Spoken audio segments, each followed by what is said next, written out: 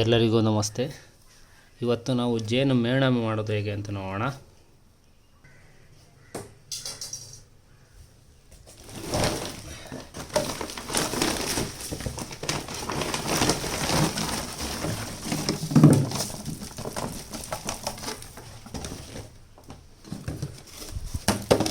ಎಲ್ಲ ಫೀಡಿಂಗ್ ಕೊಡಲಿಕ್ಕೆ ಅಂತ ಇಟ್ಕೊಂಡ್ರೆ ಬಾಟ್ಲಿಗಳು.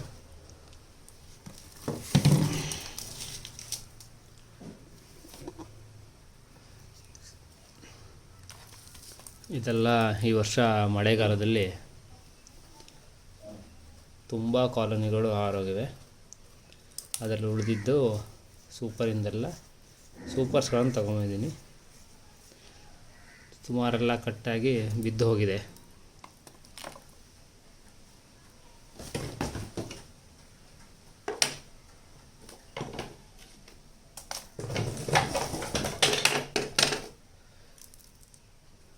ಇದೆಲ್ಲ ಎರಡನೇ ಸೂಪರ್ ಕೊಟ್ಟಾಗೆ ಫುಲ್ ಎಲ್ಲ ಪ್ಯಾಕ್ ಮಾಡಿರಲಿಲ್ಲ. ಅಂದರೆ ಈ ವರ್ಷ ಮಳೆಗಾಲ ತುಂಬ ಮುಂಚೆ ಶುರುವಾಗಿದ್ದಕ್ಕೆ ಮೇದಲ್ಲಿ ಎಲ್ಲ ತುಪ್ಪನೇ ಬಂದಿಲ್ಲ. ಏಪ್ರಿಲಲ್ಲಿ ಒಂದು ಟೈಮ್ ಮಾತ್ರ ತೆಗೆದಿದ್ದು. ಅದಕ್ಕೆ ತುಂಬ ಸೂಪರಲ್ಲಿ ಬರೀ ಬೇಯಿಸ್ಕೊಟ್ಟಿದ್ದಷ್ಟೇ ಆಗಿದೆ.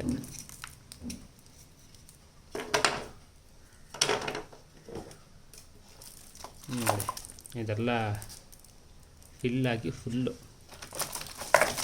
ಈ ಥರ ಆಗಬೇಕಿತ್ತು, ಬಟ್ ಆಗಿಲ್ಲ. ತುಪ್ಪದ ಅಭಾವ ಇದ್ದರೆ ಅವು ಕಟ್ಟಲ್ಲ.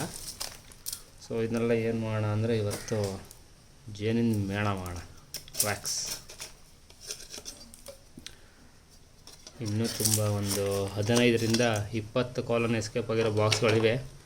ಅದನ್ನು ಇನ್ನೊಂದು ದಿನ ಫ್ರೀ ಆದಾಗ ಅದ್ರ ಸೂಪರೆಲ್ಲ ತಗೊಬಂದು ಮೇಣ ಮಾಡ್ತೀನಿ. ಈ ಸೂಪರನ್ನು ಸಂರಕ್ಷಣೆ ಮಾಡ್ಕೋಬೋದು ಮುಂದಿನ ವರ್ಷಕ್ಕೆ. ಆದರೆ ಏನು ಅಂದರೆ ಚೆನ್ನಾಗಿರಬೇಕು. ಅಂದರೆ ಹುಳ ಹಾರಾಗಿ ಒಂದು ವಾರದ ಒಳಗಡೆ ನಾವು ನೋಡಿ ಅದನ್ನು ಇಟ್ಕೊಂಡ್ರೆ ಬರುತ್ತೆ. ಇಲ್ಲ ಅಂದರೆ ವ್ಯಾಕ್ಸ್ ಆಗುತ್ತೆ. ನಿಮಗೆ ಈ ಒಂದು ಲೈನ್ ಕಾಣ್ತಾ ಇದೆಯಾ ಒಳಗಡೆ, ಆ ಥರ ಲೈನ್ ಥರ ಇದೆ, ಅದು ಒಳಗಡೆ ವ್ಯಾಕ್ಸ್ ಆಗಿದ್ದು.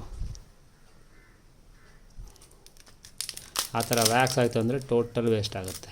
ಇಲ್ಲಿ ನೋಡಿ, ಈ ಥರ ಆದರೆ ನೀವು ಇದನ್ನು ಕವರಲ್ಲಿ ಹಾಕಿಟ್ರು ಏನಕ್ಕೂ ಯೂಸ್ ಇಲ್ಲ. ಸೊ ಇದನ್ನೆಲ್ಲ ಮೇಣ ಮಾಡೋದೇ ಆಗುತ್ತೆ. ನೀವು ಕವರಲ್ಲಿ ಹಾಕಿದ್ರೂ ಕೂಡ ಇದು ಮತ್ತೆ ವಾಪಸ್ಸು ನೀವು ಇನ್ನೊಂದು ಈಗ ಸೆಪ್ಟೆಂಬರ್ ತಿಂಗಳು ಫೆಬ್ರವರಿಲಿ ಸೂಪರಿಗೆ ಇಡೋಕ್ಕೆ ನೋಡೋದ್ರ ಒಳಗಡೆ ಎಲ್ಲ ಮತ್ತೆ ವ್ಯಾಕ್ಸ್ಗಳು ತಿಂದಿರುತ್ತೆ.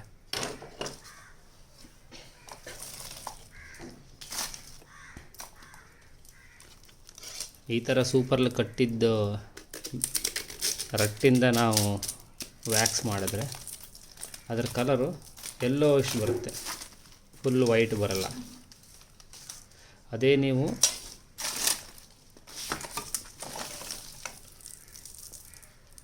ಇದರಲ್ಲಿ ತುಪ್ಪ ತುಂಬಿ ಸೀಲಾಗಿರುತ್ತಲ್ಲ, ಆ ಸೀಲಾಗಿದ್ದನ್ನು ಮಾತ್ರ ಕೆತ್ತಿದ್ದನ್ನು ಮೇಣ ಮಾಡಿದ್ರೆ ಅದು ವೈಟ್ ಕಲರಲ್ಲಿ ಬರುತ್ತೆ. ಅದು ಫುಲ್ ಪ್ಯೂರ್ ಇರುತ್ತೆ. ಆಮೇಲೆ ಈ ಥರ ರಟ್ಟಿಂದು ಆಮೇಲೆ ಮೇಲ್ಗಡೆ ಸೀಲ್ ಓಪನ್ ಮಾಡಿರ್ತೀವಲ್ಲ ಅದರದ್ದು ಮೇಣ ಮಾಡಿದ್ರೆ ಅದನ್ನು ವೀಗನ್ ಅಂತ ಕನ್ಸಿಡರ್ ಮಾಡ್ಬೋದು. ಅದರ ಜೊತೆಗೆ ಇದು ನೋಡಿ, ಬ್ರೂಡಿಂದು ನೋಡಿ, ಫುಲ್ಲು ವ್ಯಾಕ್ಸ್ ಆಗಿತ್ತು ನೋಡಿ, ಹುಳುಗಳು ಕೂಡ ಇದೆ. ಇದರದ್ದು ಮಾಡಿದ್ರೆ ನಾನ್ ವೀಗನ್ ಅಂತ ಕನ್ಸಿಡರ್ ಆಗುತ್ತೆ. ಏನಕ್ಕೆ ಅಂದರೆ ಆಲ್ರೆಡಿ ಮೊಟ್ಟೆಗಳು ಇಟ್ಟಿರುತ್ತೆ, ಅದ್ರ ಸ್ವಲ್ಪ ಲೇಯರೆಲ್ಲ ಉಳ್ಕೊಂಡಿರುತ್ತೆ. ಅದಕ್ಕೆ ನಾನ್ ವೀಗನ್ ಅಂತ ಕನ್ಸಿಡರ್ ಮಾಡ್ತಾರೆ. ಇದರೆಲ್ಲ ವ್ಯಾಕ್ಸ್ ಆಗಿದೆ. ಇತ್ತೊಂದು ಆಲ್ರೆಡಿ 1 ವೀಕ್ ಆಯಿತು. ಆ್ಯಕ್ಚುಲಿ ಈ ಥರದ್ದು ಯೂಸ್ ಮಾಡದೇ ಇರೋದು ಬೆಟರು. ಬ್ರೂಡಿಂದೆಲ್ಲ ಏನಷ್ಟು ಮೇಣಗಳು ಸಿಗೋದಿಲ್ಲ. ಸೂಪರ್ ಮಾಡಿದ್ರೆ ನಮಗೆ ನೀಟಾಗಿ ಈಸಿಯಾಗಿ ಸಿಗುತ್ತೆ. ನೋಡೋಣ ಇವತ್ತು ಇದರದ್ದು ಹಾಕಿ ನೋಡೋಣ ಮೇಣ ಮಾಡಿ.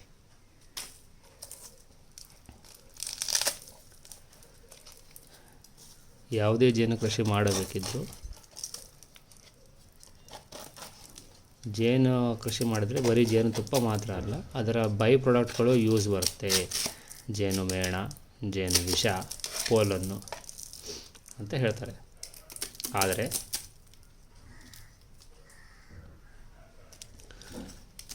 ಆದರೆ ಸತ್ಯಾಂಶ ಏನು ಅಂದರೆ ಜೇನು ಇರೋದಲ್ಲಿ ಜೇನು ಮೇಣ ಮಾಡೋದೇನಿದೆಯಲ್ಲ ಅದು ಸ್ವಲ್ಪ ಆರಾಮದಾಯಕ ಕೆಲಸ. ಬಾಕಿ 2 ಬೈ ಪ್ರಾಡಕ್ಟ್ಗಳು ಮಾಡಿದರೆ ಬರೀ ಜೇನುತುಪ್ಪ ಒಂದೇ ನಂಬ್ಕೊಂಡು ನೀವು ದೊಡ್ಡದಾಗಿ ಮಾಡ್ತೀರಾ ಅಂದರೆ ತುಂಬ ಕಷ್ಟ ಆಗುತ್ತೆ.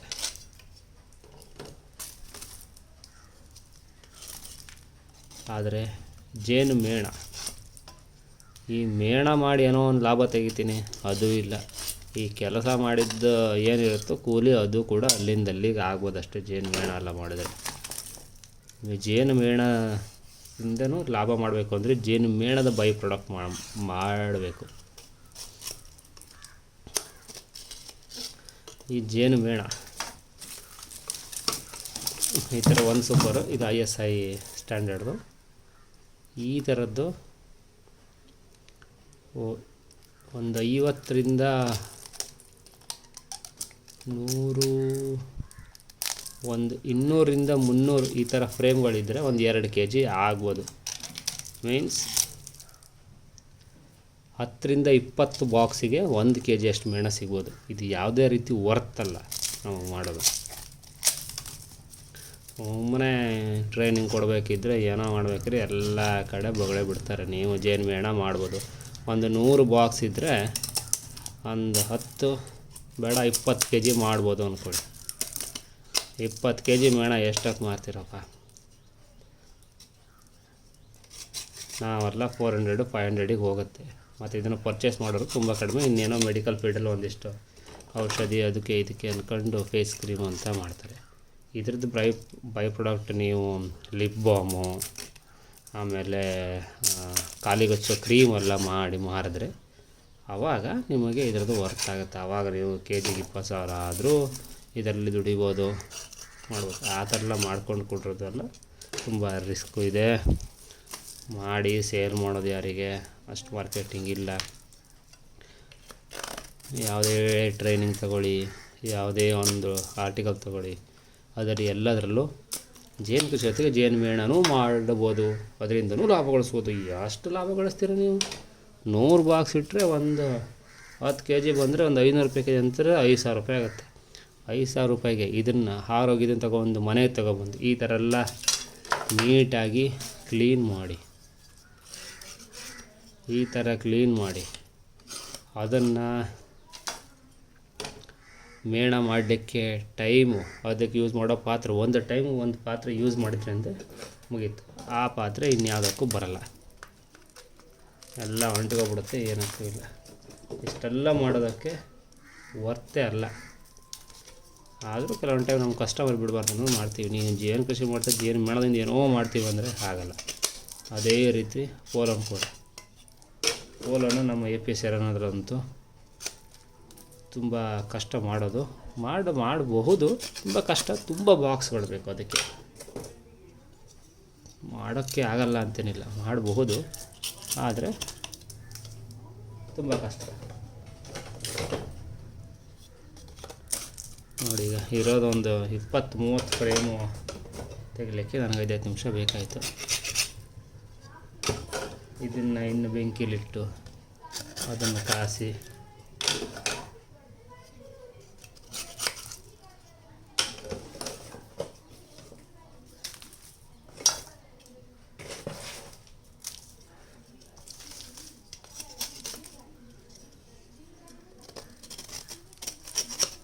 ನಾನು ಮೊನ್ನೆ ಒಂದು ವಿಡಿಯೋ ಅಲ್ಲ, ಮೊನ್ನೆ ಒಂದು ರೌಂಡು ಮಾಡಿದ್ದೆ. ಅದರದ್ದು ತೋರಿಸ್ತೀನಿ ಯಾವ ಕಲರಲ್ಲಿ ಅದು ಜೇನು ಮೇಣ ಬಂದಿದೆ ಅಂತ.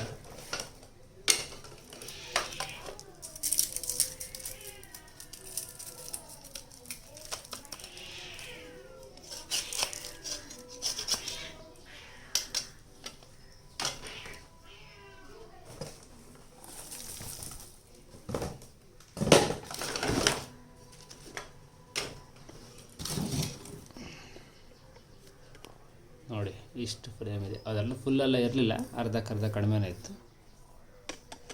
ಬಟ್ ಎಲ್ಲ ಸೇರಿ ಒಂದಿಷ್ಟಿದೆ. ಇದನ್ನು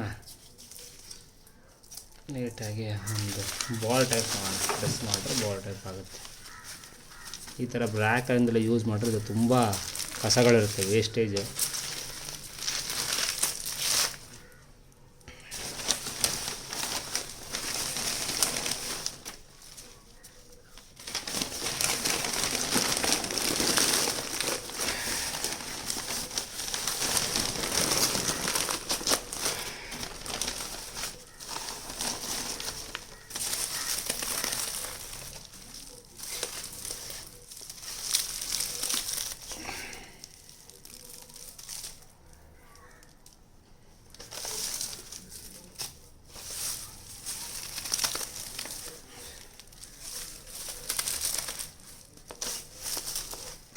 ಸೊ ಈ ಥರ ಗಟ್ಟಿಯಾಗಿ ಪ್ರೆಸ್ ಮಾಡಿ ಇಟ್ಕೋಬೇಕು.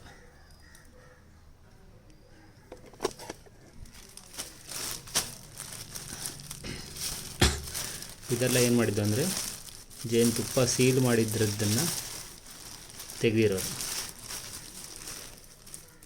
ಪುಡಿ ಪುಡಿ ಆಗಿದೆ, ವೈಟ್ ಕಲರ್ ಆಗಿದೆ. ಇದರದ್ದು ಮೇಣ ವೈಟ್ ಕಲರ್ಲೇ ಬರುತ್ತೆ ಅಥವಾ ಸ್ವಲ್ಪ ಎಲ್ಲೋ. ಇದ್ರ ಕಲರಿಗೂ ಮೇಣ ಮಾಡಿದಾಗ ಎರಡೂ ವ್ಯತ್ಯಾಸ ಬರುತ್ತೆ. ಇದು ಫಸ್ಟ್ ಗ್ರೇಡ್ ವೀಗನ್, ಇದು ನಾನ್ ವೀಗನ್ ಅಂತ ಕನ್ಸಿಡರ್ ಆಗುತ್ತೆ. ನಾನು ನಿಮ್ಗೆ ಇದು ಎರಡರದ್ದು ತೋರಿಸ್ತೀನಿ ಯಾವ್ಯಾವ ಕಲರ್ ಬರುತ್ತೆ ಅಂತ. ಇದೇನು ಮಾಡ್ತೀವಿ, ಕೆತ್ತಿದ್ದನ್ನು ನಾವು ಒಂದು ಪಂಜಿ ಒಳಗಡೆ ಕಟ್ಟಿ ನೇತಾಕಿಡ್ತೀವಿ. ಅದು ರಾತ್ರಿಯಿಂದ ಬೆಳಗಾಗೋದ್ರೊಳಗಡೆ ಕೆಳಗಡೆ ಪಾತ್ರೆ ಬಿದ್ದಿರುತ್ತೆ. ಉಳಿದಿದ್ದನ್ನು ಒಂದು ದೊಡ್ಡ ಇದರಲ್ಲೇ ಹಾಕ್ತೀವಿ, ಬುಟ್ಟಿ ಅಥವಾ ಏನಾದ್ರು ಒಂದು ಪಾತ್ರೆಯಲ್ಲಿ ಪ್ಲಾಸ್ಟಿಕ್ ಕವರ್ ಮೇಲೆ ಹಾಕಿ ಹೊರಗಡೆ ಇಟ್ಟರೆ ಜೇನು ಹುಳುಗಳು ಇದರಲ್ಲಿ ಏನು ಅಳಿದುಳಿದ ಜೇನುತುಪ್ಪ ಇರುತ್ತೋ ಅದನ್ನು ಬೆಳಗ್ಗೆ ಬಂದು ತಿನ್ಕೊಂಡು ಹೋಗುತ್ತೆ. ಇದರಲ್ಲಿ ಇದು ನೋಡಿ, ಒಳ್ಳೆ ಫುಲ್ ಟೀ ಪೌಡ್ರ್ ತಡ, ಫುಲ್ಲು ಟೀ ಪೌಡ್ರಂಗೆ ಫುಲ್ ಪುಡಿ ಪುಡಿಯಾಗಿದೆ. ಇದರದ್ದೆಲ್ಲ ತುಂಬ ಚೆನ್ನಾಗಿ ಬರುತ್ತೆ ವೈಟ್ ಕಲರ್ ಆಗಿ. ಹೊರಗಡೆ ಇಟ್ಟಾಗ ಅವು ಬಂದು ಇದನ್ನೆಲ್ಲ ತಿನ್ಕೊಂಡು ಕುಡ್ಕೊಂಡು ಹೋಗುತ್ತೆ. ಇದು ನೋಡಿ, ಇದು ಮೇಣಕ್ಕಾಗಿ ಯೂಸ್ ಮಾಡುತ್ತೆ ಒಂದು ಅಲ್ಯೂಮಿನಿಯಮ್ ಪಾತ್ರೆ. ಇದು ಒನ್ ಟೈಮ್ ಯೂಸ್ ಮಾಡಿದ್ರೆ ಮತ್ತೇನಕ್ಕೂ ಬರೋಲ್ಲ, ಅದೇ ಪರ್ಪಸ್ಸಿಗೆ ಯೂಸ್ ಮಾಡೋದೆ.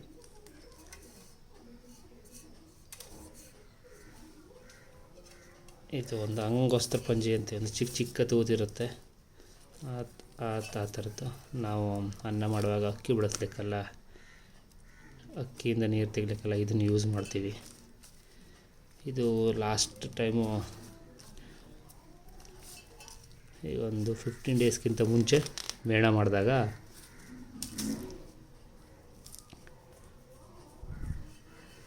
ಅದರದ್ದೆಲ್ಲ ವೇಸ್ಟೇಜ್ ಇದರಲ್ಲೇ ಇದೆ. ನಾನು ಇನ್ನೂ ಕ್ಲೀನ್ ಮಾಡಿಲ್ಲ ಇದನ್ನು.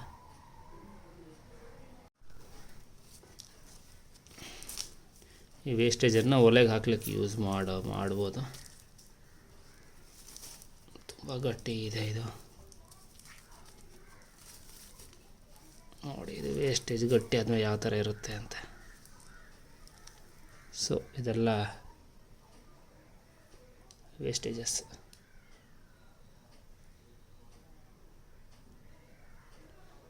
ಇದನ್ನು ಒಲೆಗೆ ಹಾಕ್ಬೋದು. ಸದ್ಯಕ್ಕೆ ಇದನ್ನು ಹೀಗೆ ಕೊಟ್ಟಿರೋಣ, ಇದು ಇನ್ನೊಂದು ಸೈಡಲ್ಲೇ ಇರಲಿ. ಕೊಟ್ಟರೆ ನಮ್ಮ ಕೆಲಸಕ್ಕೆ ಕಷ್ಟ ಆಗ್ಬೋದು, ಅದಕ್ಕೆ ಒಂದು ಕವರಲ್ಲಿ ಹಾಕಿ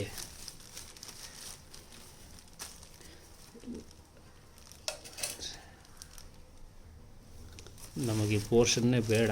ಸೊ ನಾನು ಕಟ್ ಮಾಡಿಬಿಡ್ತೀನಿ ಇಷ್ಟನ್ನು. ಇದರಲ್ಲಿ 2 ಥರ ಮಾಡ್ತಾರೆ. ಇದನ್ನು ಈ ಥರ ಇದರೊಳಗಡೆ ಕಟ್ಟಿ, ಪಂಜಿ ಒಳಗಡೆ ಕಟ್ಟಿ ಅದನ್ನು ಬಿಸಿ ನೀರಲ್ಲಿ ಇಡೋದು. ಇನ್ನೊಂದು ಬಿಸಿ ಮಾಡಿ ಪಂಜೆಯಲ್ಲಿ ಸೋಸೋದು. ಮೀನ್ಸ್ ನಾವು ಟೀ ಎಲ್ಲ ಯಾವ ಥರ ಸೋಸ್ತೀವಲ್ಲ ಆ ಥರ ಸೋಸೋದು. 2 ಥರನೂ ಮಾಡ್ಬೋದು.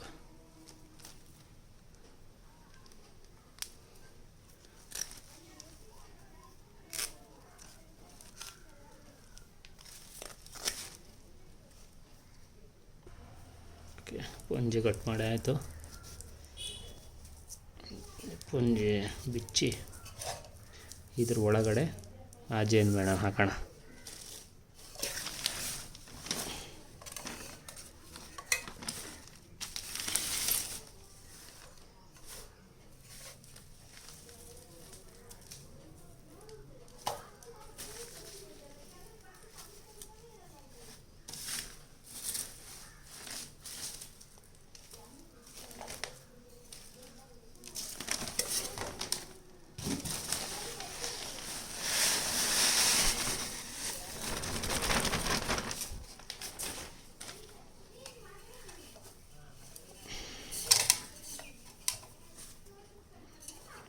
ಗಟ್ಟಿಯಾಗಿ ಪ್ರೆಸ್ ಮಾಡೋಣ. ಅಂದರೆ ಎಷ್ಟು ಚಿಕ್ಕ ಉಂಡೆ ಆಗುತ್ತೋ ಅಷ್ಟು ನಮಗೆ ಬೆಟರ್ ಮಾಡಲಿಕ್ಕೆ. ಅಂದರೆ ಇದನ್ನು ಕಟ್ಟಲಿಕ್ಕೆ ಈಸಿ ಆಗುತ್ತೆ.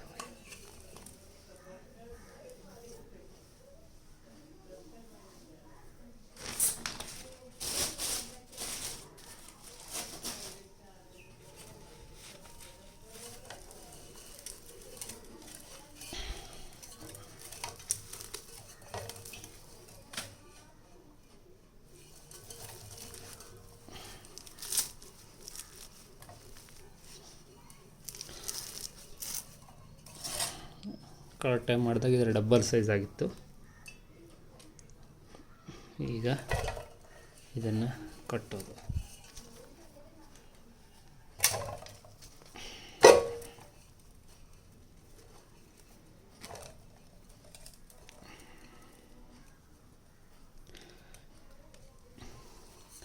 ಈಗ ಈ ಪಾತ್ರೆ ನೀರು ತುಂಬಿಸಿ, ನೀರು ಕುದ್ದ ಮೇಲೆ ಇದನ್ನು ಈ ಥರ ಇಡಿಸ್ಬೇಕು.